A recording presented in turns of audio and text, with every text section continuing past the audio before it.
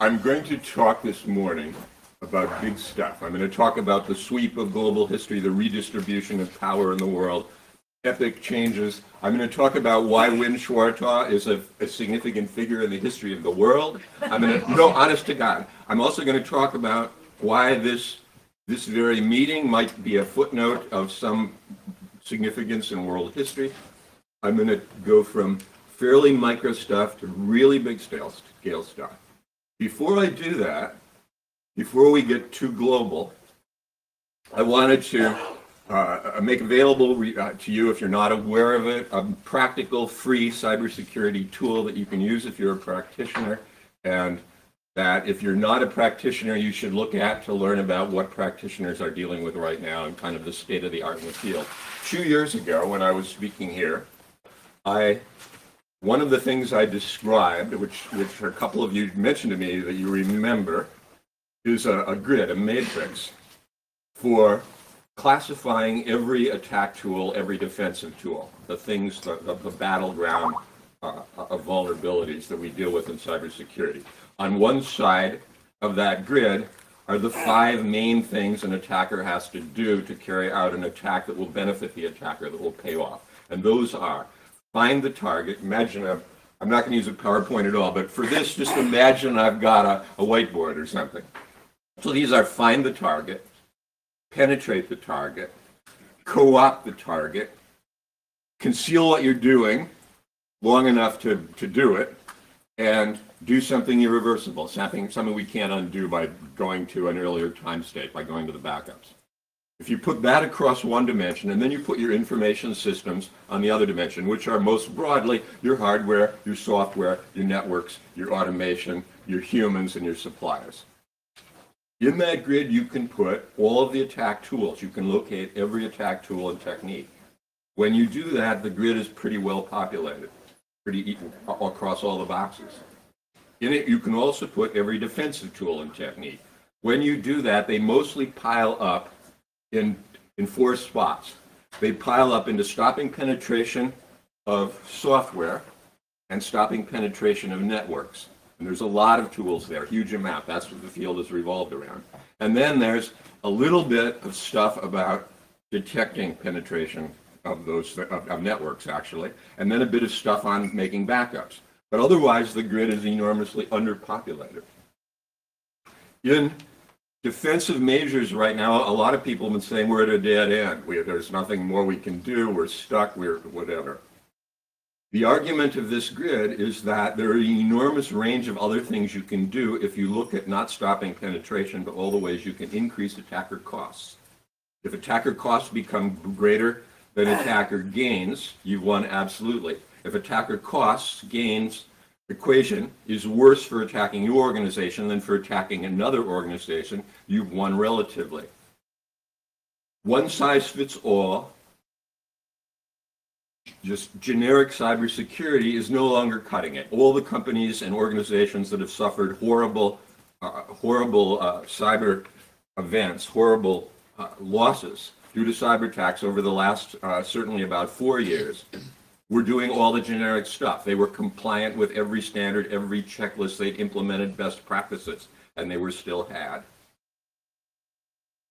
If you tailor cybersecurity to an organization, which I talked about 2 years ago and often talk about, and I'm not going to talk about very much right now, if you tailor it to an organization, you can enormously improve your cybersecurity while in many cases even cutting your costs. In order to do that, you need a selection of measures that you can select from. If you're going to tailor it to an organization, you're going to cut the cloth down to something tailor-made. You need a big piece of cloth. So a few weeks ago at RSA, my colleague John Baumgartner and I unveiled that matrix, that grid that I just described, populated with all the defensive tools that we believe work. And instead of concentrating on stopping penetration and those other few spots, we tried to brainstorm everything we've seen or used in our years in the field that still works, that's still applicable. And we tried to put everything we could think of that was useful in every box. We came up with over 1,000 items. It's the most comprehensive list of cybersecurity measures that there is by a pretty wide margin. And these are generic, these are not generic ones. These are ones from which to select. So it doesn't mean that people should have to implement 1,000 measures. In the document in which this is contained, because we can't print a gigantic grid that would cover this ceiling, we did all the items twice. You go through, and the first time the 1,000 items are in the document, they're classified according to information systems, the way defenders look at the world. The second time, they're organized under how to define, how to penetrate, and so on, the way attackers look at the world. The matrix is available on our website. If you Google Scott Borg security, the first item that will come at the top will probably be U.S. Cyber Consequences Unit website. If you look for a button that says, a dark button on the left that says Cyber Security Matrix, that's it.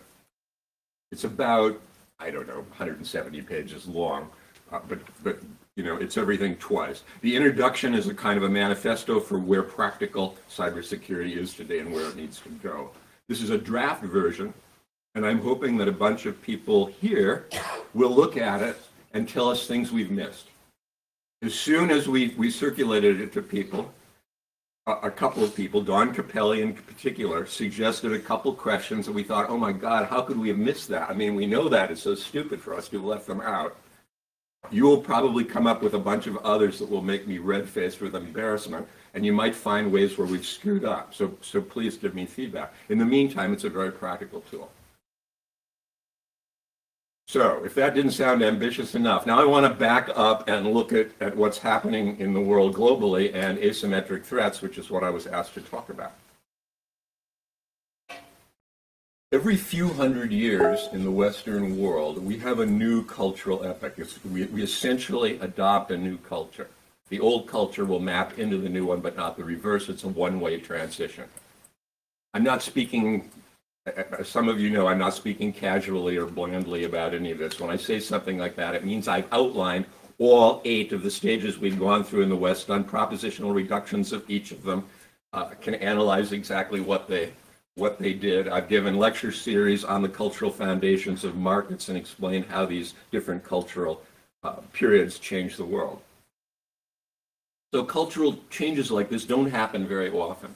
We're in the middle of one right now. We're in the middle of a shift from the Enlightenment culture inaugurated by Descartes, associated with the 18th century in people's minds, but actually running right into the present, and the new culture that's replacing it.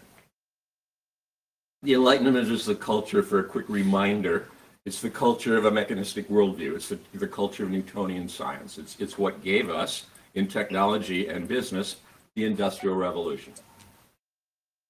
The culture we're now in, instead of looking at the world like machines, as the Enlightenment did, it looks at the world as thought, as patterns, patterning patterns, as information. It's the culture that when it began didn't look like technology at all. It began with ideas about cultural relativism and cultural discontinuities and radical creativity, and spawned a bunch of German idealist philosophers that you've heard misrepresented. But this new culture is the foundation for the information economy. A lot of what we're struggling with right now are categories and baggage that were left over, actually are still to some degree relevant, but were developed to deal with the Industrial Revolution. They were the concepts that made the Industrial Revolution possible, but they're also the ways people diagnosed it and understood it.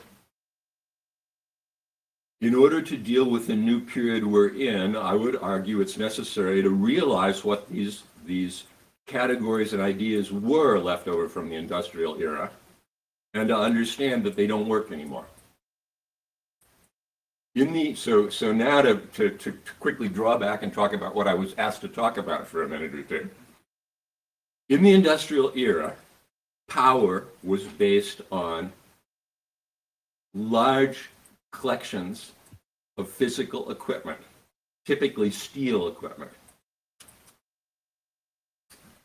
If you were a corporation, your power, your wealth depended on massive equipment. It depended on huge factories, shipyards, blast furnaces, things that required enormous investment, and a very large portion of the time were made of steel. Those things were how you created value. And because the main way to increase efficiency, to increase productivity in that era was economies of scale, these were very large scale things. And because the main way to be more powerful, to have more leverage, more bargaining power, was concentration of power, concentration of force, they were highly concentrated, highly centralized. So we've got these big companies that own this massive physical stuff. And we've then got countries whose power rests on the same thing. Countries were powerful if they had masses of steel ships and masses of airplanes and masses of physical equipment. The corporation didn't have to worry about competitors unless those competitors also had blast furnaces and giant factories and that kind of stuff. Railway, enormous networks of metal railway lines and things. Countries didn't have to worry about rival countries, competitors, unless those countries had fleets of big ships and masses of airplanes and other piles of stuff. So that engendered an idea of symmetrical conflict, symmetrical competition, which was actually an Enlightenment idea. It's not something that was obvious and always the case all through history. You can read Thucydides or Machiavelli and you don't hear about balance of power and symmetry or asymmetry and so on. So there was this expectation of things being symmetrical that went with industrialization. And asymmetric conflict, asymmetric warfare was always a kind of a small sideline sort of thing. It was assumed that people would engage in asymmetric warfare if they couldn't engage in symmetric warfare, if they didn't have an army, if they weren't powerful enough, if they didn't have masses of equipment, or what went with it often, disciplined manpower. They then would engage in guerrilla tactics and sabotage and so on. These were all relatively small scale things. And in certain cases, they could be significant, but mostly not. I mean, for example, they could be significant if they got their hands on nuclear whatever. But in general, in the industrial age, in order to be a nuclear power, you needed giant equipment. You needed all those centrifuges and all those reactors, all that stuff again. So nuclear power was still industrial age, very symmetrical. And in the business world, all these things apply to both the business world and the world of nation-state power. In the information age, you can sit down, if you've got the right ideas and you're clever, you can sit down in your college dorm room and write a program by yourself or with help of 2 or 3 friends. And within a matter of months, that can be worth tens of millions. And in a matter of a few years, it can be worth tens of billions. And you can be one of the highest valued companies in the world. And you don't necessarily have to have any equipment at all. You might rent servers from Amazon or something for a while. You might eventually decide it's more economical to buy your own. But your power is not from masses of physical equipment. A lot of the big companies in the world right now don't actually own any physical equipment. We have the biggest shoe manufacturer in the world doesn't own any factories. And they move their production around as they see fit, and they distribute it and draw it back together and so on. If we go through a list of companies, even the ones that do still have masses of physical equipment, it's not where they create value. In the industrial age, most of the value of an automobile was in the physical resources, the energy, the just physical stuff that made the automobile and the physical part of the automobile. That ceased to be true, about maybe 30 years ago. Most of the value in a modern automobile is not in all that metal and plastic and stuff, all that other stuff. That's probably only about $1,000 for most automobiles. The rest of the value of that automobile is in the information. So even these companies that appear to be still industrial, they're not. They've been transformed into something else. So now we're in a world where this expectation of symmetry and talking about asymmetry and asymmetric adversaries and all that, this is industrial age debris that we now need to kick aside. We need to look at what's left now in this world we're in, where we don't have this expectation of symmetry. So what do we see when we look at the world? What's out there? What's doing everything now? If we start looking at organizations and people, and we start looking at how we can model them, we can start relatively broadly looking at networks of relationships. We can start connecting people and organizations and mapping out their relationships and their interactions. And as we do this, we begin to see how much these things, all these entities, all those organizations that we used to have in the world, how much they've been transformed by information technology. And what a lot of them have been transformed into is something I don't have a good name for, but I'm calling a swarm, for want of a better word. I'm calling it a swarm because we've got a lot of entities that can take initiative on their own, that can initiate action and do things with a great deal of independence, and yet they're constantly taking account of all the other entities in the swarm. And they're exchanging information much more within the swarm than outside the swarm. There are not a lot of analogies here to bees and how bees function. These aren't social network swarms. These are swarms that can be chiefly divided into two categories. We can talk about collaborative swarms and associative swarms. Collaborative swarms are swarms where there's a one-way flow of goods or work between the different members of the swarm, often a one-way flow of money the other direction in the swarm. The swarm is a supply chain swarm. Supply chains aren't lines. If you look at them, the laptop here has components in it that come from just under 50 different countries. So we start mapping that. We've got all these connections in a lot of directions. And the thing is constantly rearranging itself. Apple is constantly organizing its supply chain and differently all the time. All the members of that supply chain, the members of that swarm, are constantly adjusting what they're doing and where they are, taking account of what the others are doing. And more broadly, Apple is functioning in a swarm of competing companies with whom Apple is constantly exchanging information, even though it might not want to. And we've got a lot of, and swarm is useful here because although this is completely different than what the military describes as swarms and the way the word was being used yesterday, actually the models, the mathematical models are very similar. So if we look at the world and who the adversaries are, who the attackers could be, in using this framework, starting first of all with these collaborative swarms, we've got a lot of things that have transformed themselves into swarm-like beings. Corporations now that are very efficient, in addition to being part of swarms, part of what are often called ecosystems, but I'm saying we should call swarms. Corporations have transformed themselves individually into swarms. They've gotten rid of all the people that they used to use to be disciplined workers to do the same thing and replace them by computers. They've cultivated individual initiative. They've learned to have all the different components of their corporate swarm initiating activity on their own, doing creative things, and yet constantly taking account of each other. And this has empowered them these enormously. We also have in this world criminal enterprises, which are like corporate swarms but outside the law. We've got rogue corporations that are employing cyber attacks and employing criminal enterprises. And we've got a lot of very swarm-like entities that are now really powerful.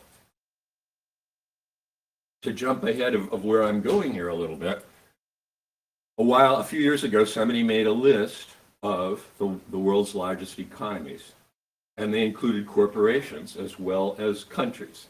And although the list I've seen is a few years old now, I doubt that it's changed very much. Certainly, overall picture has not changed.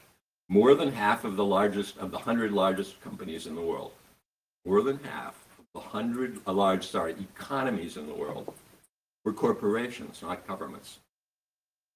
And some of those corporations are actually pretty high on that list of 100 economies. So we've got corporations now that, just in economic power, are more powerful than most of the majority of the countries in the world. And of course, any of these entities can launch cyber attacks that threaten national security. Other collaborative attackers include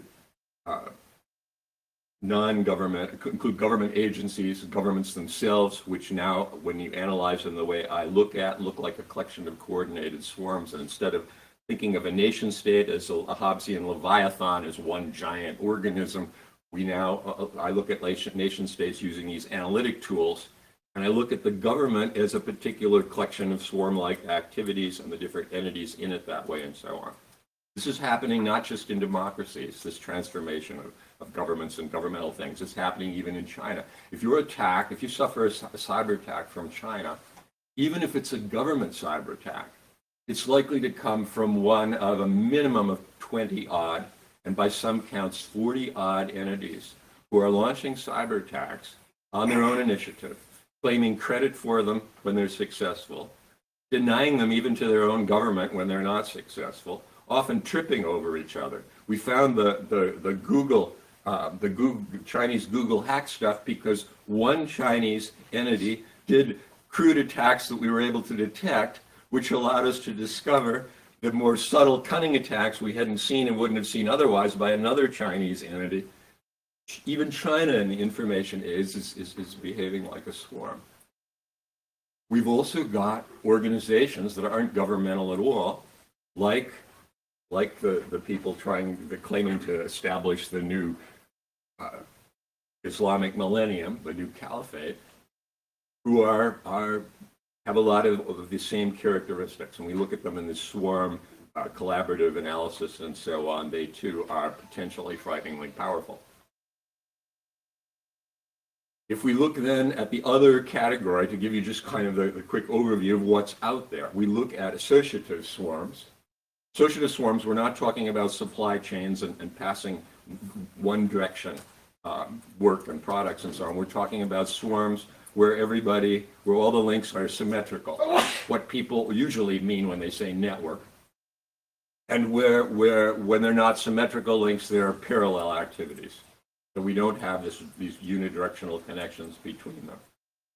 In this world, we've got players like what used to be called ethnic groups. The information technology has enormously empowered ethnic groups. There were all these predictions in the industrial age about ethnicity dwindling in significance. One of the big things that people were afraid of in the industrial age was nationalism.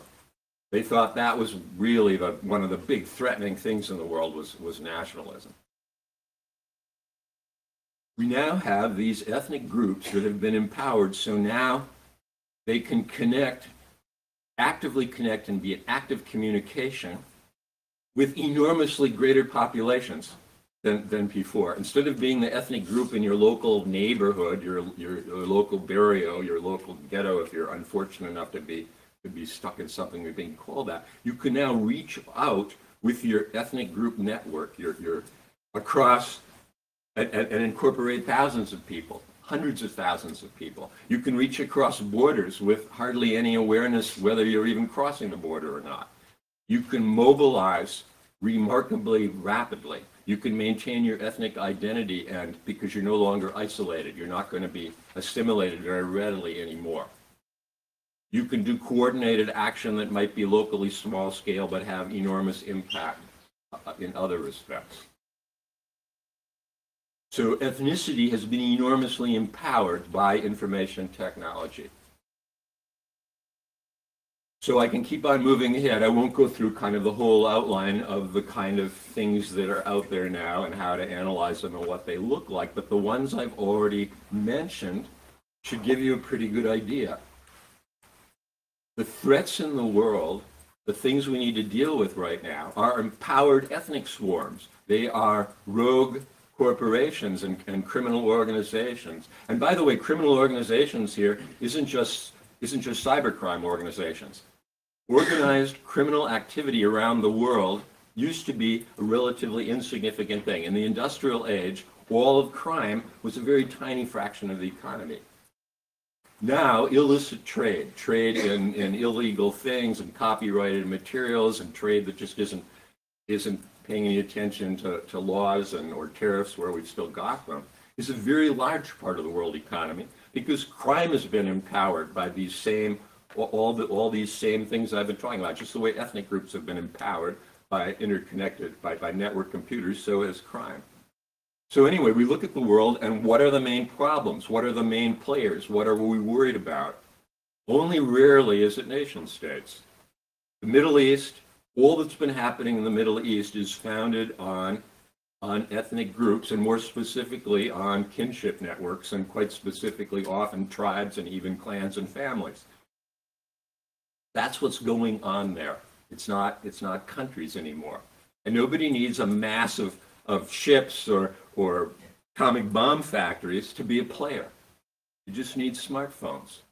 You just need a network of people you can connect. So we've got corporations that rival nation states. We've got ethnic swarms that can, run roughshod over nation states and destroy them. We've got criminal activity that's bigger in scale than a large portion of the countries in the world as well. And we're still looking at this much of the time with industrial age categories. The predominant way of looking at international relations in the industrial era was something called political realism and then neorealism. And then there are amendments of it, which are called, in international relations, political liberalism and neoliberalism and so on. This thinking is in your minds and in the minds of all the journalists who write about global affairs and global conflict, whether they're aware that it comes from this tradition, this academic theoretical tradition or not. For those of you who have been interested in international relations, the tradition I'm talking about is the realist tradition that's in its most modern phase, was articulated by E.H. Carr at the end of the 1930s, expanded into a really comprehensive theory by Hans Morgenthau in his book Politics Among Nations, which first came out in the 1940s. It's crystallized in a more elegant and slightly more radical version by Kenneth Waltz, writing in the end of the 1960s or beginning of the 1970s, and then in his classic treatment toward the end of the 1970s. George Wendt and Joe Nye and all these other people who've advanced other theories of international relations, Raymond Aron and so on, these are just variations and amendments on this tradition. When people talk about geopolitics, they almost always are assuming this model of the world. The tip-off is geo. So this set of international relations categories that we need to get beyond has four kind of main principles or assumptions that sound at first glance really reasonable. They assume that the main players in global, and this is not just international relations as such, this is strategic studies, this is what's directing all our military planning, this is the way people have been looking at the world coming out of the industrial age. So the first assumption is that the main players are nation states.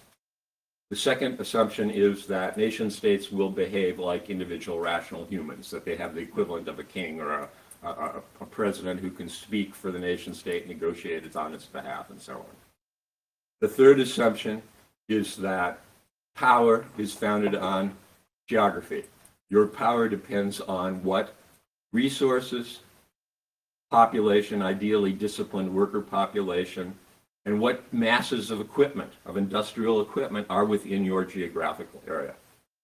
And it's assumed that power ultimately is going to be military. When it comes to the crunch, what will decide things will be military power. And military power, again, seen as masses of things built of steel.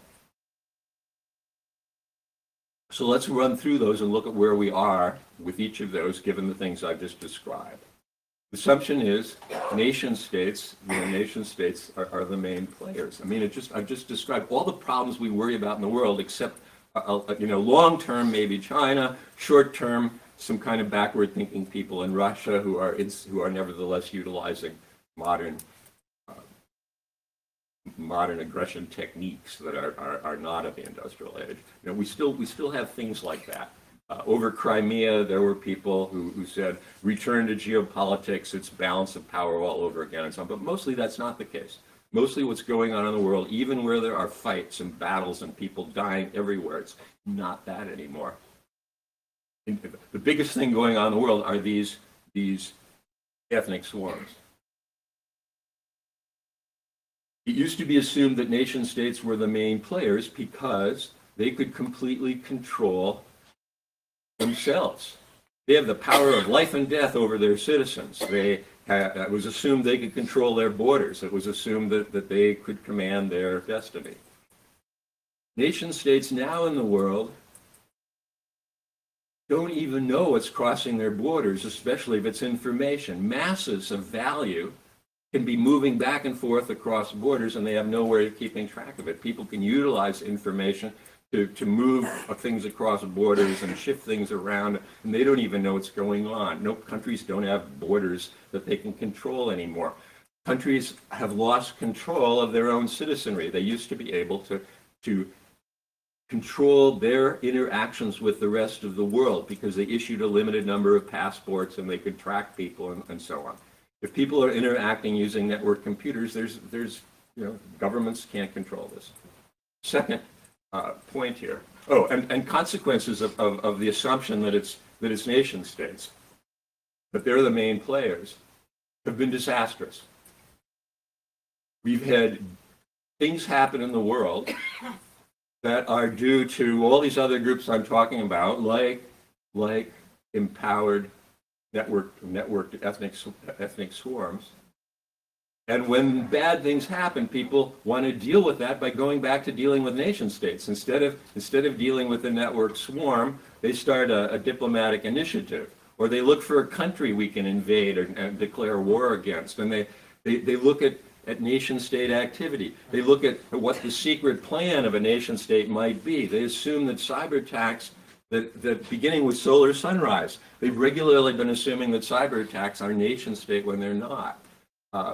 One of the big banks that I know a lot about, when they were attacked by Russian organized crime relatively recently, whatever that last wave was last spring, the people that they'd hired coming out of a military and government background immediately thought nation state. It's got to be Russia, government, and so on that's coming after us. And it's just the whole idea that nations are the main players is causing real harm and misunderstandings and keeping people from looking at what's really going on and who the real players are in the world. So the second assumption is that you can negotiate with that these leviathans of the industrial age can be treated as individuals, as like single voices, and that they have an idea of their national self-interest that they're pursuing. And you can make binding treaties with them, and you can assume that in modeling their behavior, they're going to act in their national self-interest. And people talk about this still in a lot of our publications that write about these things. They say, well, of course, the national self-interest is, and that's what's running things. And given what I've already been telling you, clearly it's not. A country is functioning as a swarm. When we model nations, we now have these kind of very loose, weak swarms that we can call national swarms. And at best, central governments are herders of swarms, and they have about as much success herding swarms as that phrase would imply. Some very controlling governments can herd their swarms pretty well, the way Russia and China can. But there are many cases where their swarms are getting out of their control. Otherwise, their economies wouldn't be doing strange things that are not what the central governments want. The assumption that countries can be dealt with like kings or like single voices, once again, is causing all kinds of very silly policies as far as international relations are concerned and military is concerned. And you can probably quickly deduce what some of those are. Moving along then, the third assumption is that power is primarily based on geography. That the big masses of equipment and resources and disciplined workers that you got in your geographical area was your power base. And that was what gave you military power and the other power. Well, if you look at the modern economy, we have really powerful countries that have small populations, that have hardly any natural resources, that often are outsourcing most of their manufacturing and other activities, and they're not, these are not insignificant powers. And this is Japan. It's little entities like Singapore. It's increasingly America and Germany and Sweden. Sweden's role in the world economically, its power is not based on Sweden's population and its internal natural resources. It's just not how the world works anymore. Holland is a really important power potentially in the world. It could easily, in a matter of possibly weeks, certainly months, become a major cyber power. It is already technologically a major player in the world. And look at Holland's natural resources, or the size of its population, or even the physical equipment internally. In the corporate world, we have, as I said earlier, we've got shoe manufacturers that are the world's biggest shoe manufacturer and don't own a factory anywhere. We've got the most valuable companies in the world, as long as they're not leftover industrial age companies, of which there are only a few in the top, like the oil companies. If you're not an oil company and you're one of the world's largest companies, typically, if you're Apple, you're not manufacturing iPhones yourself, and you're not even dependent on a single country to manufacture them. You are cleverly organizing your production so you can shift it around if you need to. If you're making a product nowadays, it's the information that shapes everything you do. You can design a product and not even know until you're ready to manufacture what you're going to make it of. You can decide whether it's going to be plastic or composite or ceramic or metal after you've done your designing. So we've got companies that are planning and building their power and operating, and geography is mostly just irrelevant. We've got countries that are major powers where geography is not relevant. So back when geography was your main source of power, the logical thing for countries to do was try to expand, try to grab more geography, try to move their borders. This is still what was happening during World War II. It was happening to some degree afterwards throughout the Cold War. It was a good way of modeling. All these industrial things I'm saying are obsolete, by the way, were all valid and true and good ways of understanding what was happening in the industrial age, including the nuclear age. So we had countries that were expanding their borders. I remember as a kid seeing propaganda, educational movies in school showing the onward march of the communists, the Iron Curtain expanding and expanding, because it was. In the modern information economy, what good would it do you to annex, in most cases, unless you're annexing people of your own ethnicity, like in Crimea, who have a kind of education and background that will allow you to incorporate them into your information economy. And even a country as backward as Russia is shifting into an information, economy.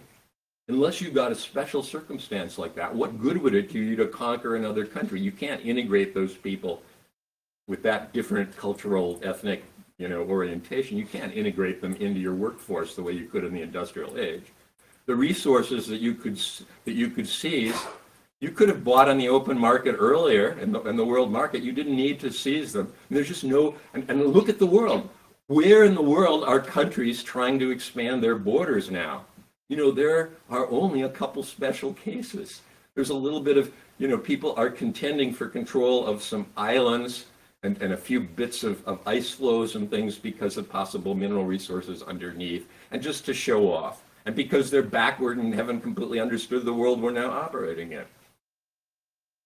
In this world, then, where geography was the basis for things, it was assumed that countries would all be constantly trying to expand their power.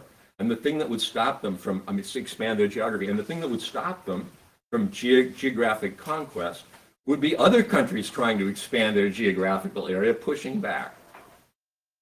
And that's partly why the basis for power in the industrial era was assumed to be military.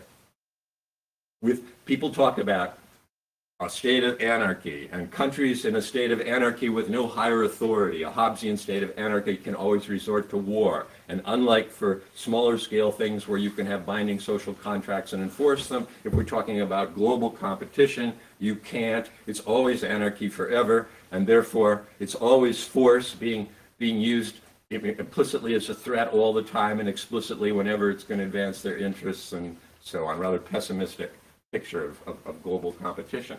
And the idea was the only thing to stop it is opposing force, is balance of power. All the stuff about balance of power is an industrial age way of looking at the world.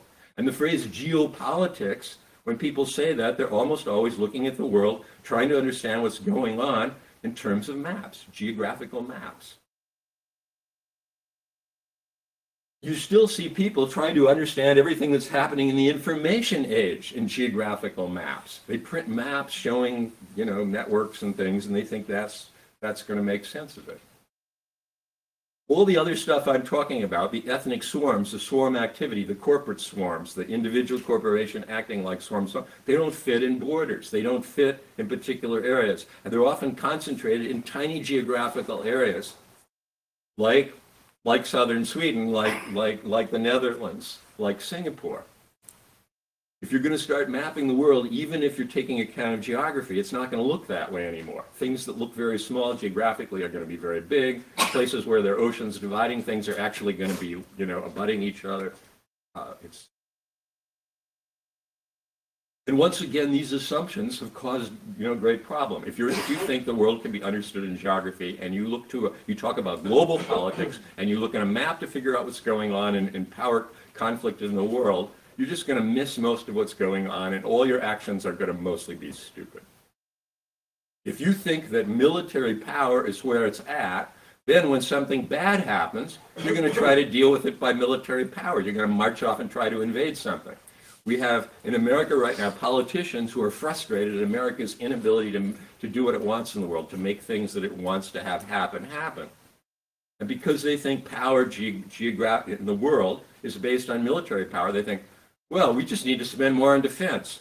We're not succeeding in imposing our vision of things in all these places, and so we need to spend more on defense. You've probably seen the numbers.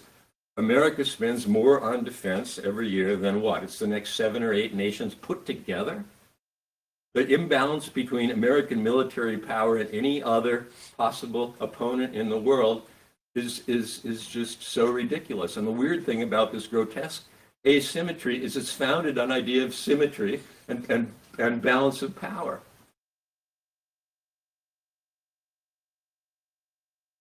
So all of that political realist tradition in international relations, in strategic studies, in military planning, is now just an obstacle to making sense of things and doing what we need to do. And at a practical, immediate level, if you're defending a corporation and you're dealing with cybersecurity, and then you decide you need to take a bigger view of things and step back, all those things are going to get in your way of understanding what you need to do.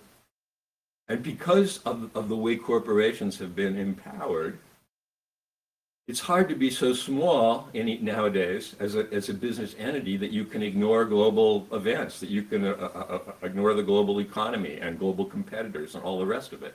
So even quite small companies really need to be thinking globally, but as soon as they do that, they start falling back in these categories that are going to give them all the wrong answers. So what replaces that is this vision of swarms that I've begun to outline already. I'm running out of time, so I don't have time to explain more of that, and I want to at least have a few questions. But I want to say a little bit about what this new model looks like. So I've already outlined some of the basics of it. And just as in international relations, to do what replaces it properly, you need to go, to figure out what replaces it properly, you need to actually start applying a sociological theory. We're talking now, once we are not dealing with nation states, once we're dealing with things like empowered ethnic swarms, sociology and actually anthropology become really central to understanding what's going on globally, to understanding what's going on in the global economy. But sociology as it currently exists is just as industrial age as international relations. The sociology, the main figures in sociology are people like Marx, Tönnies, Durkheim, Weber, Parsons, C. Wright Mills, more recently Bourdieu, Habermas, Anthony Giddens. All of these people are describing industrialization and the effects of industrialization, all the main categories, all the vocabulary, all the stuff about class conflict, about, just all of that. It's all industrial age. So once again, there we have to get rid of all of those other categories that are getting in our way and look at with a fresh eye at where we're at now. So I'll stop there and see what you want me to talk about further in the whatever few minutes I've got left, please. For what it's worth, I completely agree. My of the problems, one of the difficulties exactly point to Nietzsche's creativity, giving a name to emergent realities. Nietzsche's relevant here not because of the ridiculous, grotesque caricature of Nietzsche, which is completely false, that's due to the Nazis. Nietzsche's relevant here because he's a key thinker in the new culture that's the underlying basis for all of this. Absolutely. Not long ago, and the difficulty he's encountered in our group thing is exactly what we're encountering. How do you give new names to the entities we're describing, such that they become cognitive artifacts capable of being handled and manipulated by the people to whom you're addressing this vision? Nietzsche got so frustrated that his language got more pyrotechnic, and a lot of the misunderstandings of Nietzsche are due to the extravagant statements he's making, trying to get people's attention, trying to break through the biggest the old difficulties categories. I've had with audiences is people grasping what you're saying really, and then seeing actionable opportunities. Because we are in the transition where we're hybrid. So bringing up Nietzsche makes me think there's something else here that might be useful to say, and that is to quickly point to not just the fact that these Enlightenment things are, these categories in areas like sociology are industrial age and Enlightenment rooted, but to just quickly identify some of the things to watch out for. So one of the big things to watch out for is anything that talks about reason with a capital R, rather than all the different ways that different cultures do things and look at things in the world. Anything that talks about progress with a capital P. In the Enlightenment, they organized a lot of human activity and they actually organized all living things in a series that is the first phase of which is evolutionary. They arrange everything in a line from single-celled animals to humans, as though like everything goes in a stage and is trying to get to humans from single cells. And then after we get to humans, they organize all the societies in the world in a continuum beginning with primitive and ending up with civilized. And they talk about phases that different cultures would go through. In the era that we're now in, cultures are going off in all different directions. They're not following the same model. There's no succession. They don't have to go through pre-industrial and industrial to get to information age the way Europe did. There's no reason to do that. They can go directly into information economy in ways that I can't really describe in a couple sentences, but you can begin to imagine. So whenever you hear people talking about stages of development, you know that they're not in touch with the world we're now in. Whenever they talk about evolutionary sequences and all of that, they're not in our world. If they're talking about anything that you hear in Marx at all, it's either a misdiagnosis of the industrial age or an accurate statement, and in either case, it's completely irrelevant.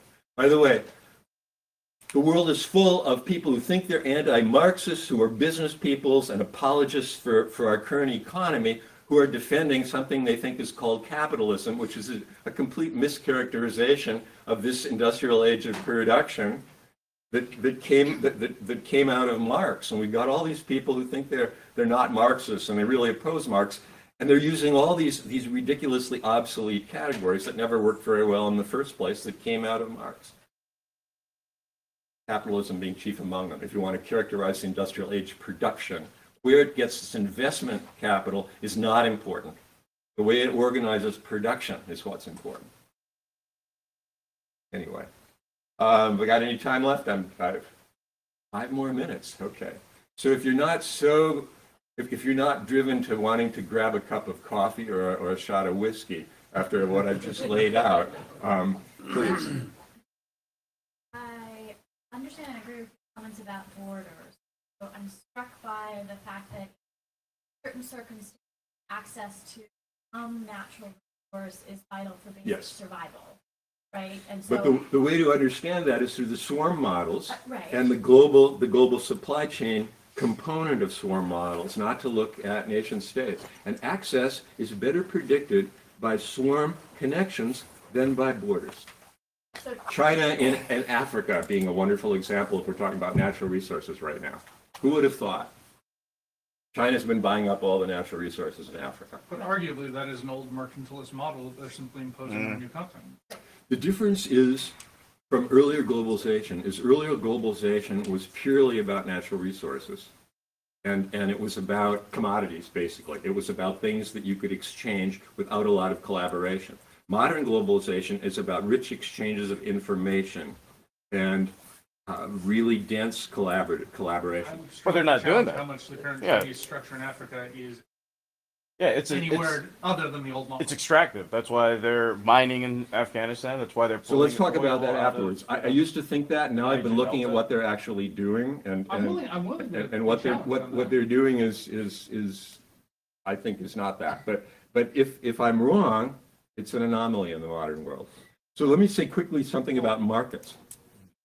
An Enlightenment market is a commodity-style market, an Adam Smith market, a market that I'm a University of Chicago trained person. The economics I learned there, which I still admire for its intellectual beauty, was very much an Enlightenment economics.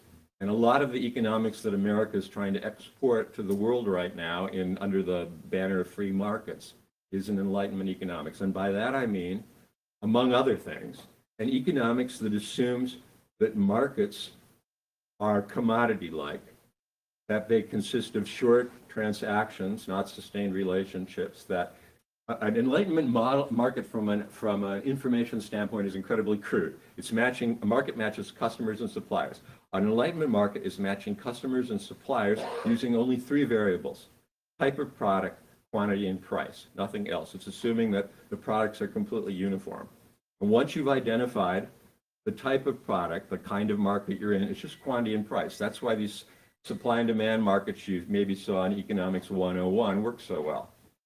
Modern markets don't work that way. Modern markets match customers and suppliers using not 2 variables, but as many variables as the participants can discover and take advantage of. They look for ways to collaborate in the creation of value, assigning roles and tasks between the partners based on who can do which most efficiently, who can create the most value by doing those things. They're designed to create sustained relationships, long-term collaborations. Commodity-style markets in the modern world are spot markets that people use to make up shortfalls or get rid of excesses when their sustained relationship markets have not judged things accurately. They are a very tiny part of global markets. So we're not in an era of industrial age markets, which is what totally dominated globalization in earlier eras. We're now in an era of rich collaborations. And markets, in terms of the vision of the world I'm talking about, which is production change vision, markets are the tool by which we swap out certain components and swap in others. That's not, that's just not how the Enlightenment looked at things. The economics that I do now is which I was one of the inventors of, is cooperative game theory, value creation. Stuff you've heard about value nets and value chains and added value and complementers and so on. Most of that stuff, that theory, those concepts, were produced by Adam Brandenburger and Harborne Stewart, and as far as information was concerned, me, in the mid-90s at the Harvard Business School. And that stuff caught on so fast that while we were teaching it, the consulting companies were already trying to sell it. There's this whole different way of looking at economics that replaces the Enlightenment way, that really illuminates what's going on in globalization. Now I've probably definitely used up my time. Thank you very much.